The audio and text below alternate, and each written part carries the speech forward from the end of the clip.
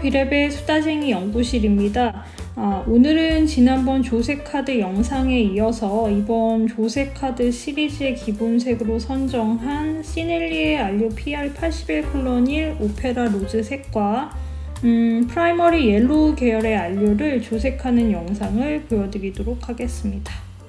내광성이 약한 오페라 로즈를 대체해서 사용할 수 있는 알료를 소개하고 비교하는 것을 이번 조색 시리즈의 주제로 선정했기 때문에 한 번은 프라이머리 블루 그리고 한 번은 프라이머리 옐로우 이렇게 3원색으로 만들어지는 색과 여기에 무채색과의 조색을 더해서 대략적으로 만들어지는 다양한 색감을 비교해보기 위해 이런 방식의 구성을 준비했고요.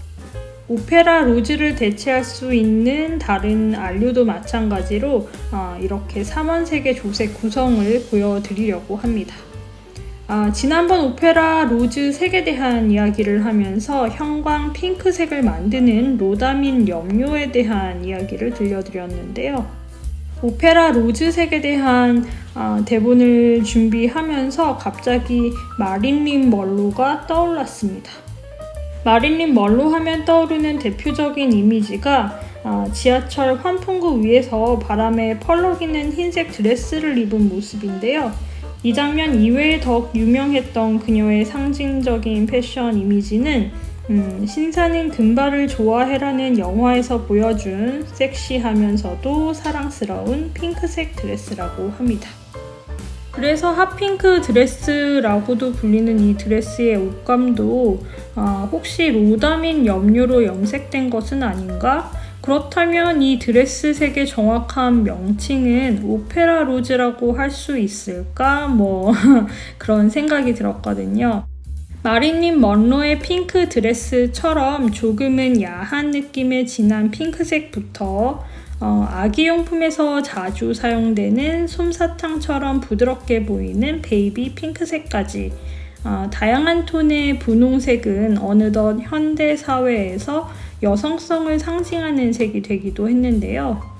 한편 특정한 색상을 통해 성별을 구분짓는 것은 편견과 고정관념을 만들어낸다는 의견과 함께 한동안 남자는 핑크지 라는 밈이 생성되기도 했습니다. 그런데 여러분, 정말로 남자는 핑크였던 시절이 있었던 것을 혹시 아시나요? 오늘은 이렇게 핑크색 혹은 분홍색에 대한 이야기를 조금 들려드리도록 하겠습니다.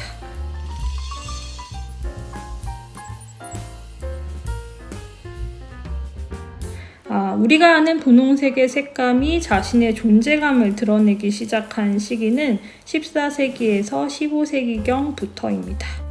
인도 지역에서 자라나는 속이 붉은 나무로 만들어진 붉은색 염료가 이탈리아의 베니스 상인들에 의해서 유럽에 유입된 것이 계기가 되었는데요. 프랑스어로 브레즈가 나무가 탈 때 보이는 붉은 불씨를 뜻하는 말이라 브레즈 나무라고 불렀고 이후 이 나무의 이름이 브라질 나무가 되었습니다. 처음에는 색이 금세 바래지는 식물성 염료의 특징 때문에 큰 반응이 없다가 1380년에서 1400년경 새로운 염색 기술의 발달과 함께 이탈리아의 장인들은 브라질 나무의 염료를 이용해서 그동안은 보지 못했던 진짜 분홍색으로 염색된 직물을 만들어내는데요. 이 새로운 색의 출현은 금세 유행이 되어버렸습니다. 진기하고 신비로운 색감의 직물을 사용하는 것이 당시 자신의 권력과 부를 쉽게 드러내는 방법인 만큼 특히 남성들의 물품에 이 색이 많이 사용되었고 이때야말로 남자는 핑크였던 것이죠. 이 아름다운 색은 이렇게 순식간에 힘과 재력이 있는 남성들에 의해서 당시의 패션과 인테리어 그리고 미술에 이르기까지 그의 영향력을 발산했는데요. 이 모든 과정이 너무도 급하게 이루어진 까닭일까요? 그 예쁜 색, 그 아름다운 색, 혹은 그 신비로운 색으로 불리며 다양한 방식으로 서양사회 곳곳에서 자신의 자리를 잡고 안착했음에도 정작 이 색의 진짜 이름은 지어지지 못한 것입니다. 당시 사람들 눈에 노란색도 그렇다고 붉은색도 아닌 이 오묘한 색의 이름을 정해줄 어원을 찾는 일은 너무도 어려워서 그 근원을 라틴어를 비롯 아랍어 그리고 페르시아어에서까지 찾아보았다고 하는데요. 그 어떤 어학사전에서도 이 색의 이름이 되어줄 단어는 찾아내지 못했습니다. 결국 우리말로는 화신 혹은 육신이라는 말로 정의 내릴 수 있는 당시 베니스의 방언인 인카르나토를 어원으로 삼기로 했는데요. 당시의 사람들은 분홍색과 가장 가까운 색을 뺨에 나타나는 홍조, 즉 혈색에서 찾았기 때문입니다. 저도 스킨톤에 대한 연구를 하면서 같은 사람을 브라운톤과 핑크톤으로 다르게 채색해보는 연습을 한 적이 있는데요. 이 내용은 나중에 스킨톤 조색에 대한 이야기를 할 때 더 자세히 들려드리도록 하겠습니다. 어쨌든 1400년에서 1420년경에 만들어져서 사용되기 시작한 분홍색을 표현하는 인카흐나 혹은 카네이션이라는 단어는 현재에도 그 흔적을 찾을 수 있는데요. 바로 카네이션 핑크라는 말에서입니다. 흔히들 이 말이 카네이션이라는 꽃의 색으로부터 만들어진 단어라고 생각해서 빨강색으로 더 많이 알려진 카네이션을 왜 핑크색과 결합시키는지 의아해 하시는 경우가 많은데요. 살색 혹은 혈색을 뜻하는 말인 까흐나시옹, 영어로 발음하면 카네이션이라는 단어를 예전에는 핑크를 대신해서 분홍색을 부르는 이름으로 사용했기 때문에 좀 예스러운 연하고 순한 느낌의 분홍색을 카네이션 핑크라고 부르는 것입니다. 이렇게 이름을 지어주는 것만으로도 여러 학자들과 예술가들을 공부하게 만든 우리의 분홍색은 이들에게 또 다른 과제를 내주는데요. 바로 이 분홍색을 어디에 둬야 하는지였습니다. 그때까지만 해도 무채색과 유채색의 개념이 잡혀있지 않아서 빨강색 곁에 두기도 노란색 곁에 두기도 참 애매한 색이 이 분홍색이었는데요. 아예 이 색을 위해 새로운 색의 체계를 하나 더 만들까까지 고민을 했다가 결국은 조금은 특이한 노란색 계열로 보자는 결론을 내렸다고 합니다. 지금은 유치원생도 조색할 줄 아는 이 분홍색을 당대의 쟁쟁한 석학들이 오랜 시간 머리를 맞대고 고민해서 결국은 내린 결론이 특이한 노란색이라니 너무 웃기지 않나요? 예쁘기는 한데 조금은 애매한 이 분홍색은 결국 문명의 발달로 안정적인 자리를 잡습니다. 뉴턴을 비롯한 여러 색채 학자들의 연구에 의해서 어떤 색은 노란색과 빨강색 사이에 있는 것만이 아니라 빨강색과 흰색 사이에도 있다는 것을 알게 된 것인데요. 여태까지 분홍색을 노란색 끄트머리에 어정쩡하게 놓았다가 빨강색과 흰색 사이에 자리를 잡아주면서 학자들은 어떤 생각을 했을까요? 분홍색이 흰색과 빨강색 사이에 안착하며 다양한 색감의 분홍색 가족을 일구고 있을 때쯤 식물학자들은 다양한 색감의 장미꽃을 개발하는 데 성공하는데요. 그때까지만 해도 흰색 혹은 빨강색 아니면 노란색 정도가 장미꽃의 색이었다면 식물학자들의 품종 개량으로 다양한 색감의 분홍색 장미들이 출현했고 이렇게 만들어진 장미꽃을 보면서 우리의 예쁜 분홍색을 그동안 볼따구니라고 불렀다니 이제부터는 장미라고 부르자! 라고 하면서 여러 서양어권에서 호즈, 로자, 로즈 등으로 분홍색의 새로운 이름을 지어주었고 이번 조색카드의 기본색 이름인 오페라 로즈도 여기서 유래된 것입니다. 한편 신대륙을 발견한 유럽인들은 다시 한번 핑크색 폭탄 같은 충격을 받는데요. 그동안 멀고 먼 인도에서 비싸고 힘들게 구했던 분홍색 염료의 주 재료인 브라질 나무가 아메리카라는 신대륙에는 지천으로 나고 있었던 것입니다.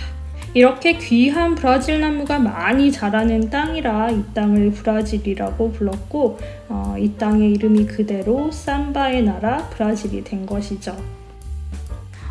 우리가 일상생활에서 흔히 볼 수 있는 색 중에 하나가 이 분홍색인데요.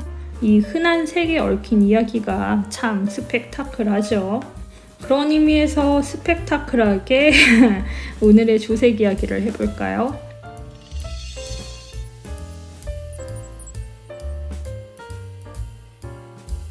오늘의 보조색은 루카스의 퍼머넌트 옐로우 라이트, 안료는 PY155입니다. 루카스는 시민캐에 비해 덜 유명하기는 하지만 무려 1862년에 설립된 꽤 역사가 깊은 독일의 화구 브랜드인데요. 역사가 긴 만큼 유명한 예술가들에 의해 자주 사용된 물감이라고 하는데 특히 반 고흐가 즐겨 사용했던 물감이라고 합니다. 안료 PY155는 벤지미다졸론 옐로우 155라는 이름의 합성 유기 안료입니다.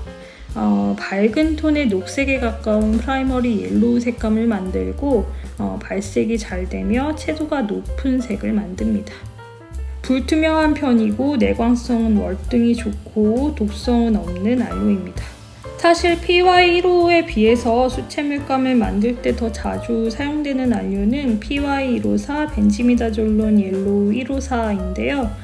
두 안료의 성격이 거의 비슷하고 또 개인적으로 더 많은 양을 갖고 있는 편이 PY155라서 이 안료를 이번 시리즈의 프라이머리 옐로우 보조색 안료로 정했습니다. 안료 PY155를 비롯해서 PY154 그리고 다른 프라이머리 옐로우에 대한 비교 영상을 만들어 놓은 것이 있으니까요. 이 부분에 대해 궁금하신 분은 그 영상을 참고해 주시기 바랍니다. 영상 링크는 댓글에 남겨두도록 할게요. 조색된 색감을 보시면 하나같이 과즙이 팡팡 터지는 상큼한 오렌지 색결이 만들어졌는데요. 단순히 색감만 좋은 것이 아니라 발색 자체도 깔끔한 느낌이라 학생들에게 조색해서 사용하는 색으로 왜 이 오페라 로즈를 권장했는지 알 것 같았습니다. 한편 지난번 프라이머리 블루와의 조색에서처럼 투명도에 대한 결과가 이외였는데요. 따로 다시 발색을 해보면 이런 결과물이라 저 개인적인 견해로는 PB15-3을 제외하면 물감 회사에서 제공하는 투명도에 대한 정보는 조금씩 오류가 있는 것 같습니다. 루카스의 PY155 퍼머넌트 옐로우 라이트는 반 투명하다고 표기되어 있지만 반 불투명한 것 같고요. 또 시넬리의 PR81-1 오페라 로즈도 투명하다고 표기되어 있지만 반 투명하거나 반 불투명하게 보입니다. 물감의 성격을 정의할 때 이 투명도 부분이 가장 오류도 많고 애매한 것 같아요. 이 부분은 앞으로 조색될 다른 안료들과 더 비교를 해봐야 할 것 같은데요. 앞으로 조색될 안료들의 투명도가 다양한 편이라 쉽게 비교가 될 것 같기는 한데 또 결과물은 어떨지 모르겠습니다. 안료 PR81-1 시넬리의 오페라 로즈와 프라이머리 옐로우와의 조색 그리고 분홍색에 얽힌 다양한 이야기들로 오늘의 영상은 마칩니다. 제 이야기가 유용하셨나요? 제 이야기가 유용하셨던 분들은 좋아요와 구독하기 부탁드리고요. 또 저는 새로운 색 이야기로 다음 영상에서 뵙도록 하겠습니다. 영상 봐주셔서 진심으로 감사합니다. 안녕히 계세요. 마지막으로 덧칠하고 착색 확인도 하고 착색이 살짝 남는데 노란색만 남습니다.